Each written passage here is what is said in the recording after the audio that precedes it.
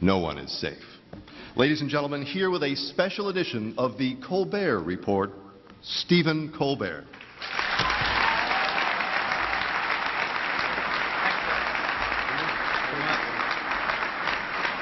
Thank you, ladies and gentlemen.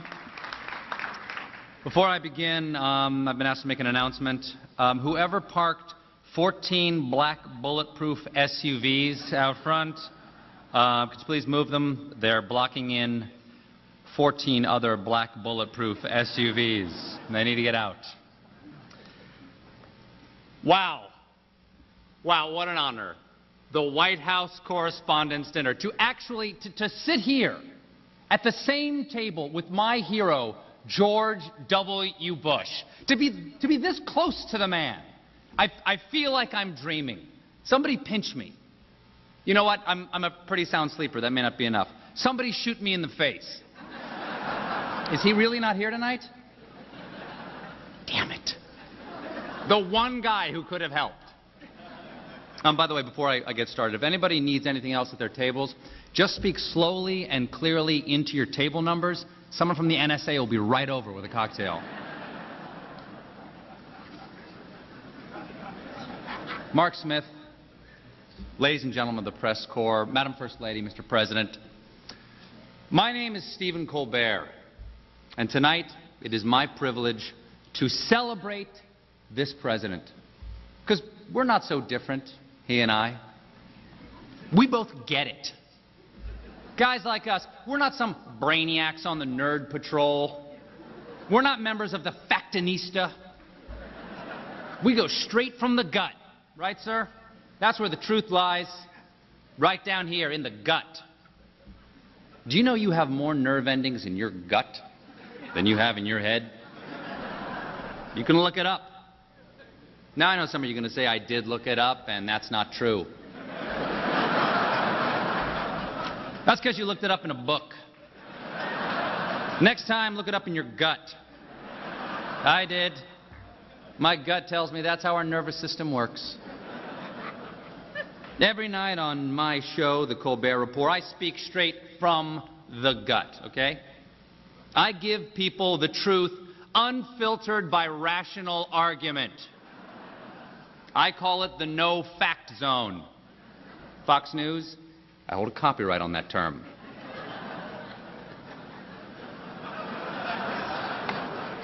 I'm a simple man with a simple mind. I hold a simple set of beliefs that I live by. Number one, I believe in America. I believe it exists. My gut tells me I live there. I feel that it extends from the Atlantic to the Pacific. And I strongly believe it has 50 states. And I cannot wait to see how the Washington Post spins that one tomorrow. I believe in democracy. I believe democracy is our greatest export, at least until China figures out a way to stamp it out of plastic for 3 cents a unit. As a matter of fact, Ambassador Zhou Wenxiang, welcome. Your great country makes our Happy Meals possible.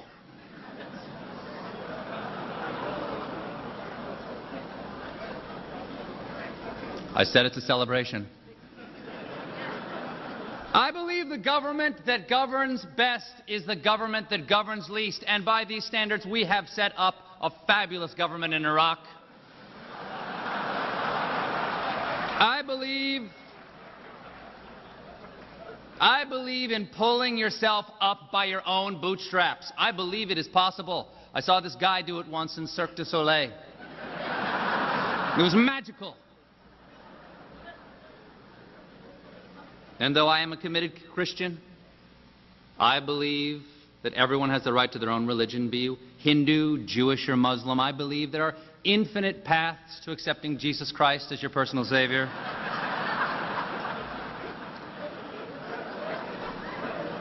Ladies and gentlemen, I believe it's yogurt. But I refuse to believe it's not butter. Most of all, I believe in this president. Now, I know there's some polls out there saying that this man has a 32% approval rating. But guys like us, we don't pay attention to the polls. We know that polls are just a collection of statistics that reflect what people are thinking in reality. And reality has a well-known liberal bias. So, Mr. President, please pay no attention to the people who say the glass is half full. 32% means the glass... It's important to set up your jokes properly, sir.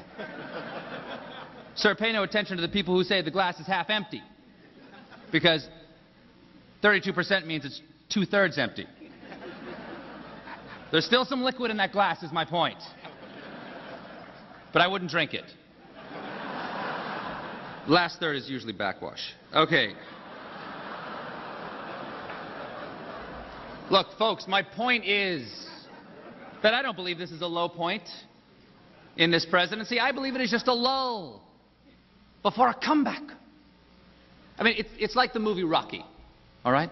The president in this case is Rocky Balboa, and Apollo Creed is everything else in the world. It's the 10th round. He's bloodied.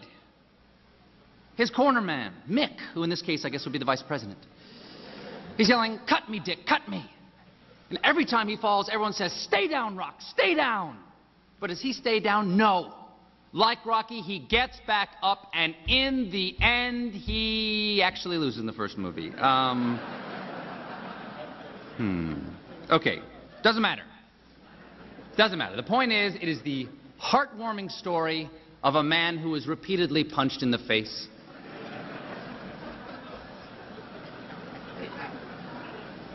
So don't pay attention to the approval ratings that say that 68% of Americans disapprove of the job this man is doing.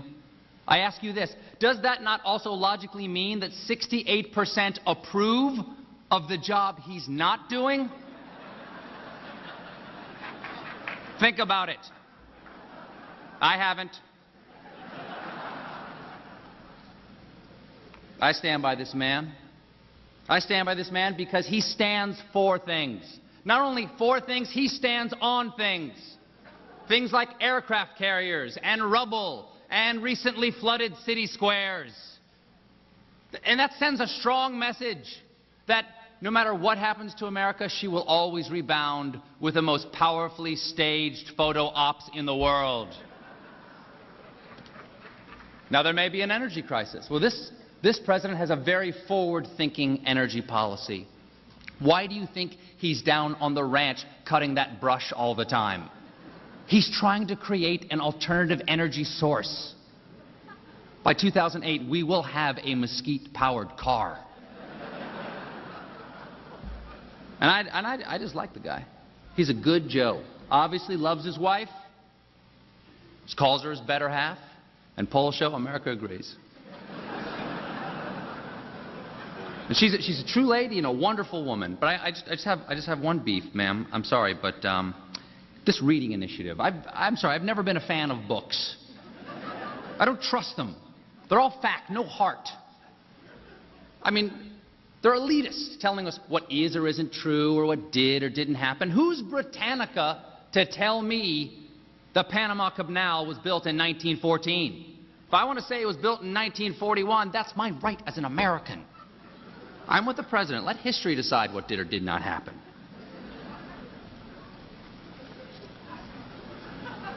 The greatest thing about this man is he's steady. You know where he stands. He believes the same thing Wednesday that he believed on Monday, no matter what happened Tuesday. Events can change. This man's beliefs never will. And as excited as I am to be here with the president, I am appalled to be surrounded by the liberal media that is destroying America, with the exception of Fox News. Fox News gives you both sides of every story, the president's side and the vice president's side. But the rest of you, what are you thinking? Reporting on NSA wiretapping or secret prisons in Eastern Europe? Those things are secret for a very important reason. They're super depressing. And if that's your goal, well, misery accomplished. Over the last 5 years, you people were so good. Over tax cuts, WMD intelligence, the effect of global warming, we Americans didn't want to know, and you had the courtesy not to try to find out. Those were good times, as far as we knew. But listen, let's review the rules. Here's how it works. The president makes decisions. He's the decider. The press secretary announces those decisions, and you people of the press type those decisions down. Make, announce, type. Just put them through a spell check and go home. Get to know your family again. Make love to your wife. Write that novel you got kicking around in your head. You know, the one about the intrepid Washington reporter with the courage to stand up to the administration? You know, fiction.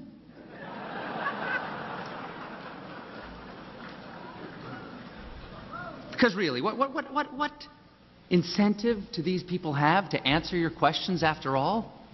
I mean, nothing satisfies you. Everybody asks for personnel changes. So, the White House has personnel changes. And then you write, oh, they're just rearranging the deck chairs on the Titanic. First of all, that is a terrible metaphor. This administration is not sinking. This administration is soaring. If anything, they are rearranging the deck chairs on the Hindenburg.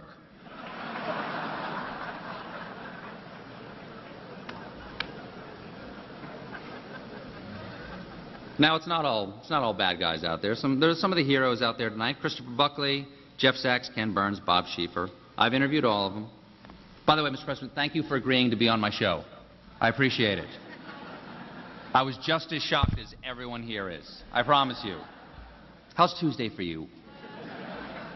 I've got Frank Rich, but we can just bump him. And I mean bump him. I know a guy. Say the word.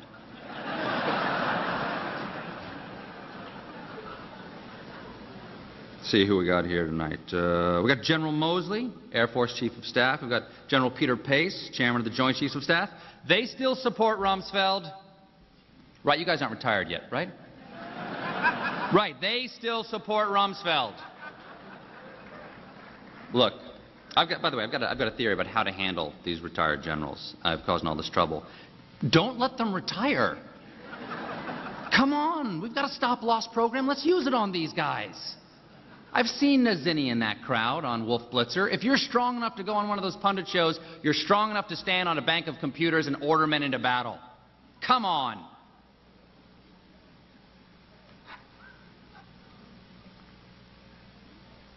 Jesse Jackson is here. The Reverend. Haven't heard from the Reverend in just a little while.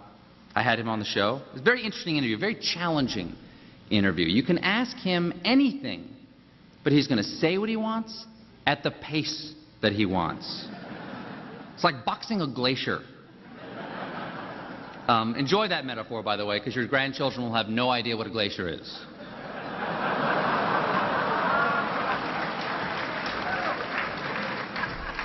Justice Scalia is here. Justice Scalia, may I be the first to say, welcome, sir. You look fantastic. How are you?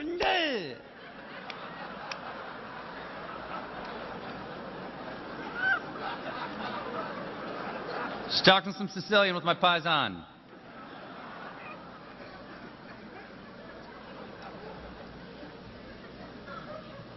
John McCain is here.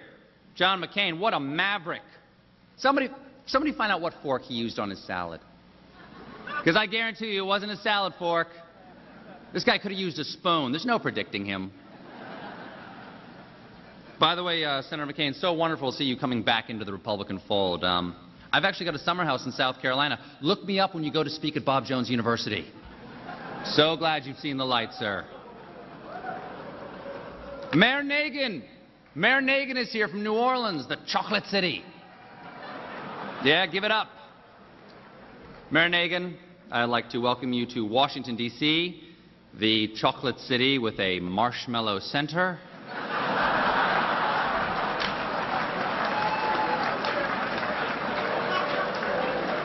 And a graham cracker crust of corruption. It's a Malamar, I guess is what I'm describing as a Malamar. It's a seasonal cookie. Joe Wilson is here. Joe Wilson, right down here in front, the most famous husband since Desi Arnaz.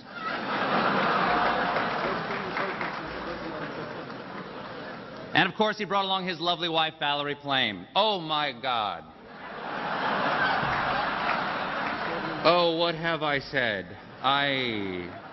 Gee, Manetti. I am sorry, Mr. President. I meant to say he brought along his lovely wife, Joe Wilson's wife. Patrick Fitzgerald's not here tonight, right? Okay, dodged a bullet. And of course, we can't forget, man of the hour, new press secretary, Tony Snow. Secret Service name, Snow Job. Toughest job. What a hero. Took the second toughest job in government, next to, of course, the ambassador to Iraq. Got some big shoes to fill, Tony. Big shoes to fill. Scott McClellan could say nothing like nobody else. McClellan, of course, eager to retire, really felt like he needed to spend more time with Andrew Card's children. Then, Mr. President, I wish you hadn't made the decision so quickly, sir. I was vying for the job myself. I think I would have made a fabulous press secretary. I have nothing but contempt for these people. I know how to handle these clowns. In fact, sir, I brought along an audition tape. And with your indulgence, I'd like to at least give it a shot. So, ladies and gentlemen, my press conference.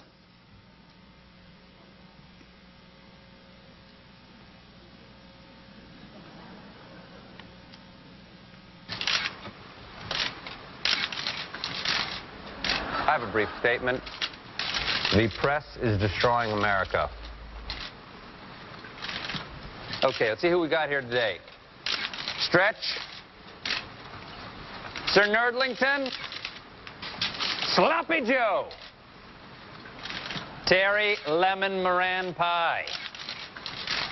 Oh, Doubting Thomas, always a pleasure. And Suzanne Mal, hello.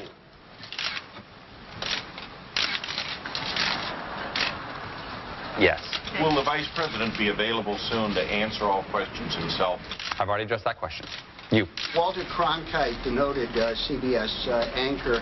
No, he's the former CBS anchor. Katie Couric is the anchor of the CBS Evening News. By the way, how do you guys feel about that? You tousled hair, guy in the back. Are you happy about Katie Couric taking over the CBS Evening News? No, sir, Mr. Colbert. Are you? Oh, look, we woke David Gregory up. David, you have a question? Did Karl Rove commit a crime? I don't know. I'll ask him. Carl, pay attention, please.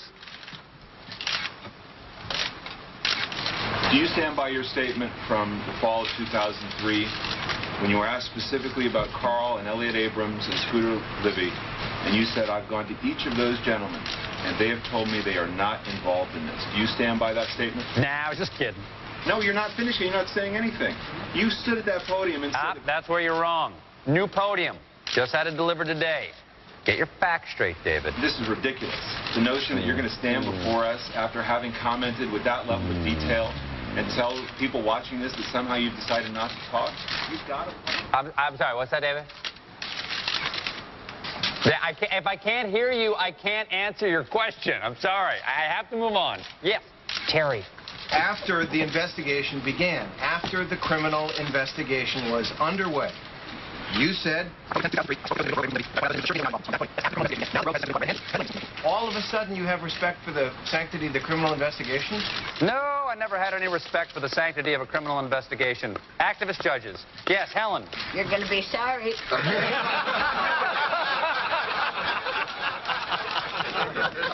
What you going to do, Helen? Ask me for a recipe? Your decision to invade Iraq has caused the deaths of thousands of Americans and Iraqis. Wounds of Americans and Iraqis for a lifetime. Okay. Every reason given publicly, at least, look, has turned out not to be true. I don't think... My question is, why did you really want to go to war? Helen, I'm going to stop you right there. You stepped into That's the White enough. House. From your former cabinet officers, intelligent people, and so forth. What was your real reason? Sorry, Helen, I'm moving on. When did the president... Guys, no, I already said... no. The Vice President made a decision. Guys, please don't let Helen do this to what was a lovely day. Now the Grove has a sense of How the President's own press operation. No, I'm not listening to you. Look what you did, Helen. I hate you. Get out of here. There is a wall here.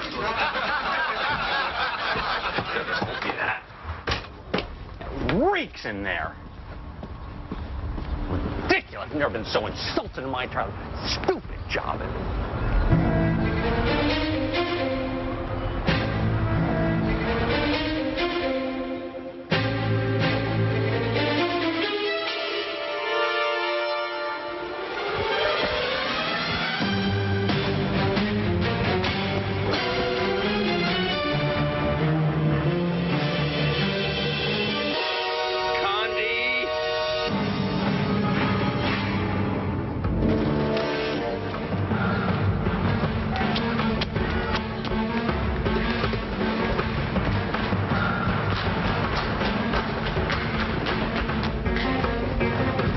Thank God.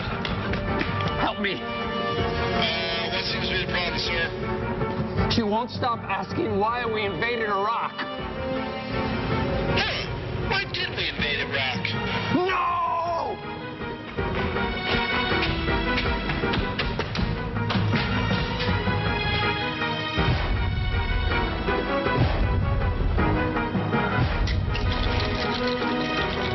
Come on.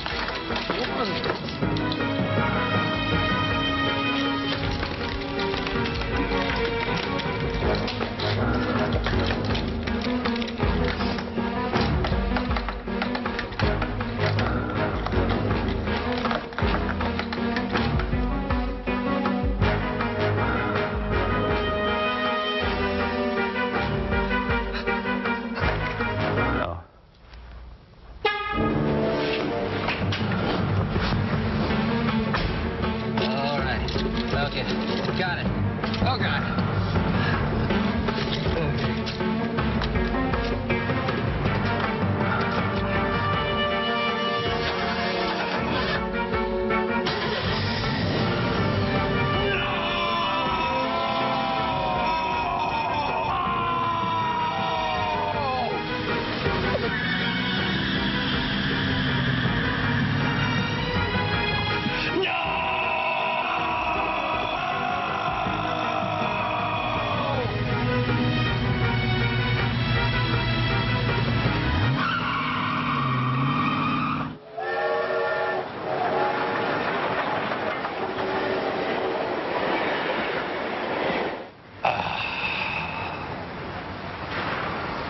What a terrible trip, Danny. Take me home.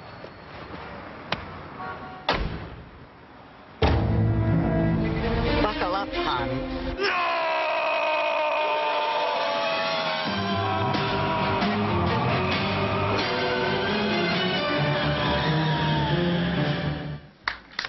Helen Thomas, ladies and gentlemen.